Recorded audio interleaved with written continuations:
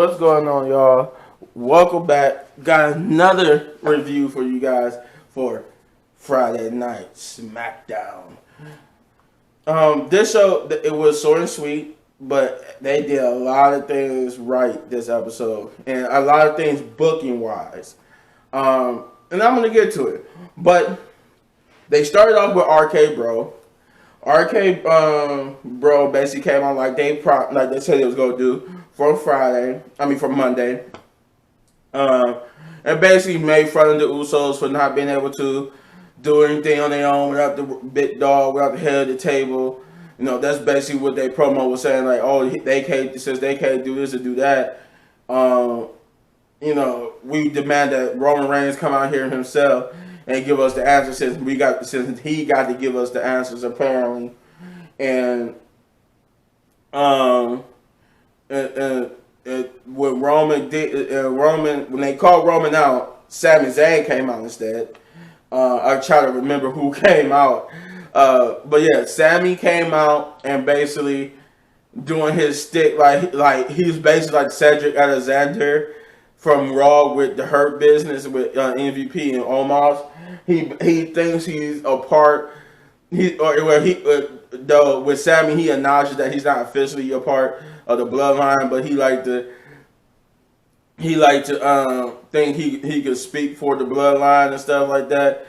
And he was basically out here telling them not to disrespect Roman Reigns and not to do this and do that.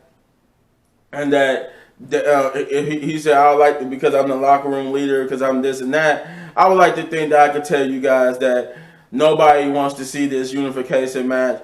You don't want it because if you got it, you would lose your titles to the Usos. So go back to Raw. But Sami Zayn would put his foot in his mouth one too many times and said, you know, because he kept saying how he could make decisions and stuff like that. So they were like, since you're not just out here running your mouth, you actually make decisions. How about we have he was saying like, how about we have you versus Riddle. Winner, if Riddle wins, we get the unification match for the SmackDown tag team and the Raw tag team titles. And Sami Zayn pressure into doing it by the crowd and RK Bro said, you know what? Okay, let's do it. But obviously not tonight. He said he got to run this up to the chain of command, to the bloodline, and all that type of stuff. But Adam Pearce came out and made the match official. But it won't have like the, you know, if Riddle wins, it would be for the unification. He'll get the unification match. It's just Riddle versus Sammy, which was our first match of the night. Now the first match of the night was a good match. It was great. I mean, Riddle and Sammy put on a classic. This was the first time I could say it's truly the first time in a long time on SmackDown at least that Sammy has actually been in part of a good match that I actually care for. And because this match was good. It had great spots. It had great chemistry, great hype. The crowd was into it. I was into it not only just because the crowd was into it, but the match was good in itself. It had some great near falls, and in the end, Riddle did get the victory. But it was like, wow. Now see what happens when you actually construct a good match. You just construct it. They did promote. It looked like they was promoting Clash at the Castle, which is the first time they're going to be having a pay-per-view take place in London. They did, but I think the next pay-per-view is Money in the Bank. So then we got a Ronda Rousey promo, where she basically talked about beating Charlotte Flair and how she wants to be a fighting champion. So she issued an open challenge for the SmackDown Women's Championship, and apparently that challenge was answered by Raquel Gonzalez, and Raquel came out and basically said she accepted the match and that she's going to make history. So that would be our second match. The second match would be Ronda Rousey versus Raquel Rodriguez. I said Gonzalez, but Rodriguez for the SmackDown Women's Championship. And this was good. Now this is what I mean by they did a lot of things right. The first thing they did right was having an awesome, great first match, opening match. The second thing was this match. This match was great in the fact that even though we knew that Raquel was going to lose, we knew Raquel wasn't going to beat Ronda. What they did right was that they actually booked Raquel to look good in losing. Therefore, even when she lost, the one thing that happens when you do it this way is that you don't lose momentum. So what they did was, even though Raquel was going to lose, they made sure that she looked so good that they actually build her up with the loss. They made her seem like she's gonna be a legit title contender. You know, she's a legit person that could be women's champion. That's all you have to do. I'm not saying that you have to build up your new women and make them win the title, but have them face off in the match, make them look good, so we could be like, okay, now we got more women that could actually be worthy and seen as title championship contenders and champions. And that's all you had to do. And that's what this match did. This match was so good because they made sure that she looked good. Ronda looked good, but they made sure she looked good by dominating most of the match.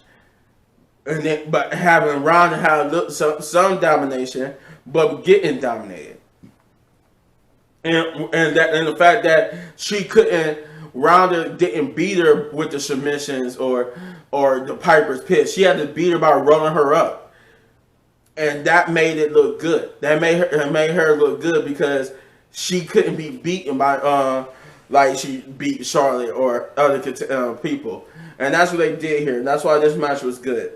But yeah, Ronda would win and retain the title, but Raquel looked good in her loss. Let me see. What was the next promo?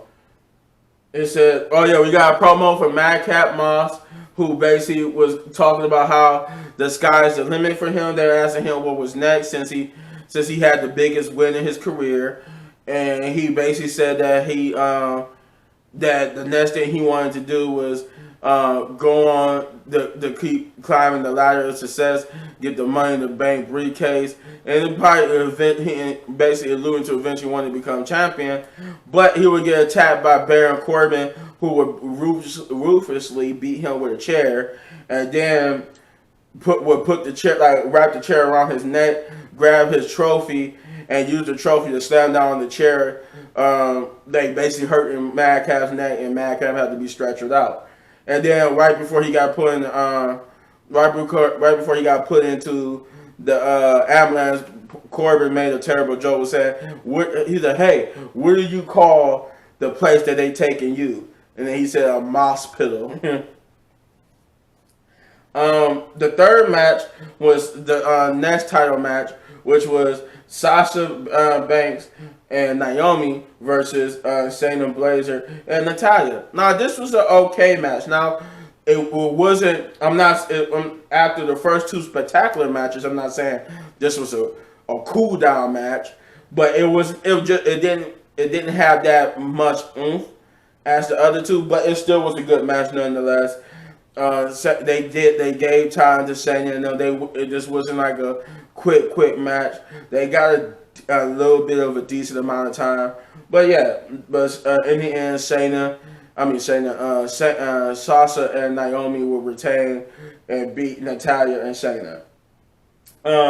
Not even wasting any time, they did get into the next match. I don't know if I even said it, but before the RK Bro segment in the beginning, they did do a recap of WrestleMania Backlash.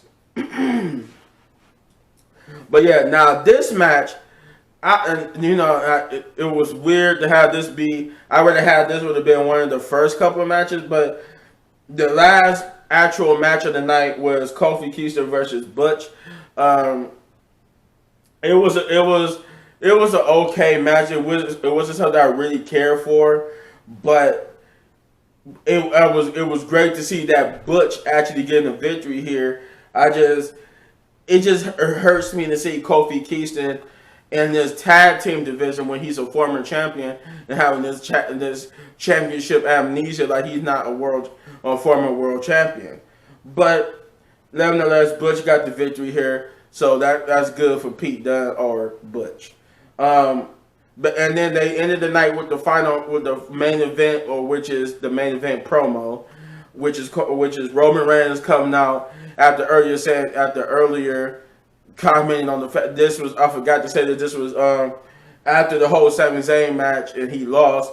Roman Reigns was like, "Oh, what is he doing what are they doing on my show? We done with RK Bro and them." But Roman, the Usos basically got to Roman by saying that they basically over here, we dealt with them, but they over here clowning, saying that we can't do nothing without your approval. We can't do this to do that, so we need to go handle them. And I'm like, you know what? Yeah, we do. So that's what this segment is.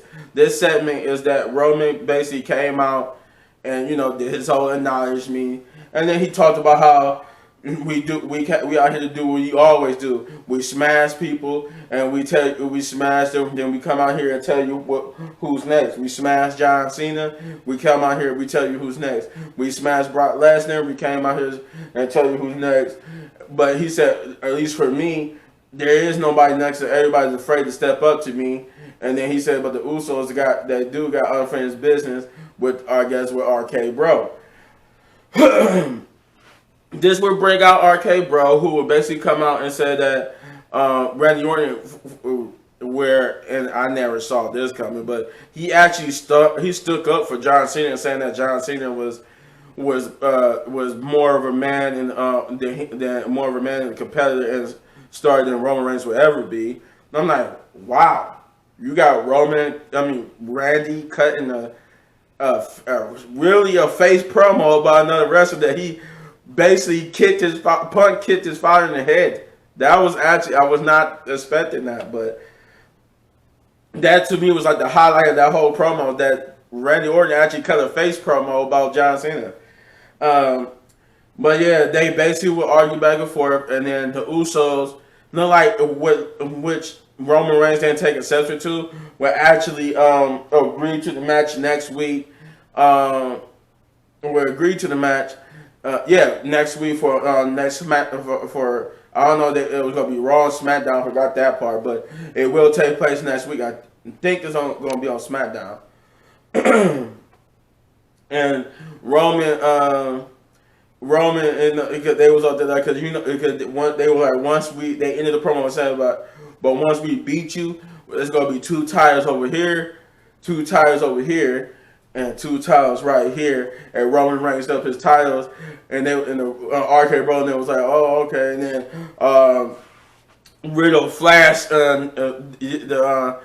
what they call that knee strike? The final flash knee strike on him, and they ran out and just had the last word, and that's how they ended the show. So yeah, they ended the show with the last thing you saw was Roman Reigns, basically mad that he got flash need, final flash need. But in all, this episode of SmackDown was not bad at all. They did a lot of things right. The only thing, literally the only thing that I didn't care for was the Kofi Kingston versus Butch match. But other than that, everything else was good. So this episode gets a 8 out of 10 big ups, because this was an actual good, for the first time, a good episode of Friday Night SmackDown. But let me know in the comments down below what you thought of Friday Night SmackDown. If you enjoyed this video, then you hit this button right there in the upper right corner for all of my season 2 WWE reviews. I almost said season 2 reactions. And if you enjoyed this video so much you want to support the channel, all you gotta do is hit that like, subscribe, share, hit that notification button, do all those great things, because I enjoy your feedback. Your feedback helps me do this even better. And as always, hit any one of these videos for more amazing content. But the only way I got some reactions and gameplay. Yeah. Peace out.